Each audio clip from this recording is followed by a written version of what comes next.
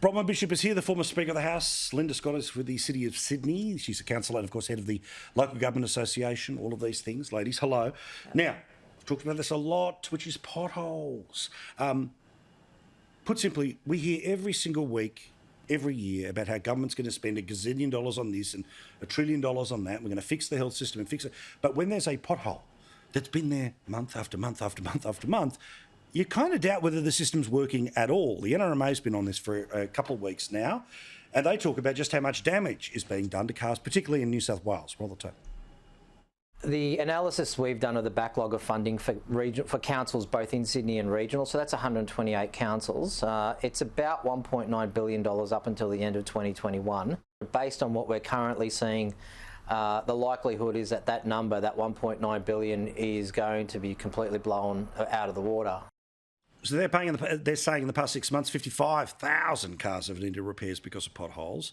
Linda, I'm sure it's a long answer, but why can't we just fix the potholes?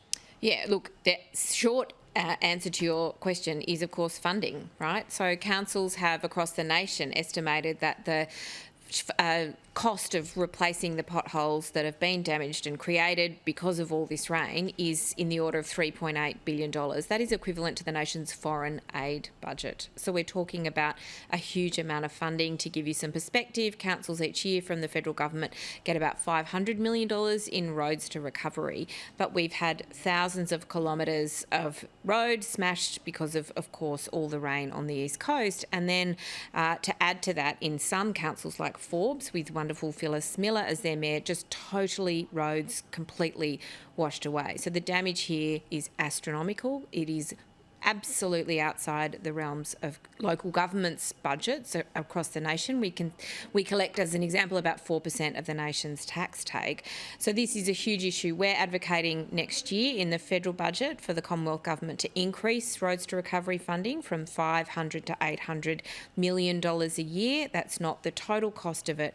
But without these routes, these freight routes to get the produce off the farms and into my part of the world, like the City of Sydney, without these roads to get people around, we're creating road safety hazards, we're creating productivity gaps. And I think what's important for everybody to focus on here is not the cost, which is enormous, but the cost of not doing it, because that is when you start to see figures really I've got no problem with the cost. I've got no problem with the cost. If we can sort of pull money out of our backside for here, there and everywhere, we can do it for this, right? We can reallocate some money.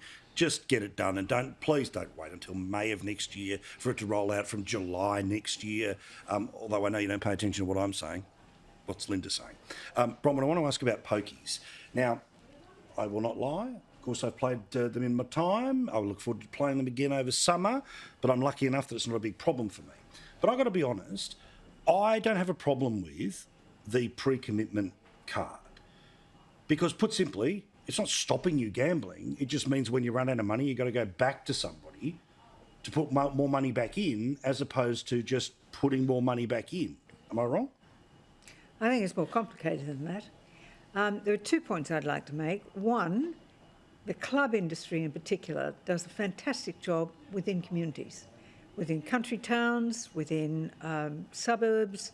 They provide affordable meals, they provide affordable entertainment, they support sporting, they do a community job. I'm with you, I love a club. Now, when you look at the poker machines and you compare that with the advertising that is now going on with online gambling, I get very angry that the accent is on the clubs. Yeah, good point.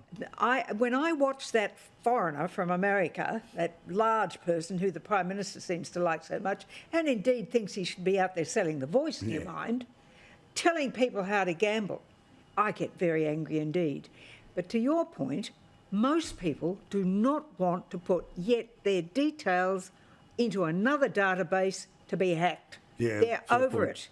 I went to make a donation to an organisation that came to my front door the other day, and I was prepared to give the cash. No, we can't do that. We have to enter it up. And I said, OK, well, I'll give you a credit card and you can do that. Oh, what's your phone number? I said, what do you need that for?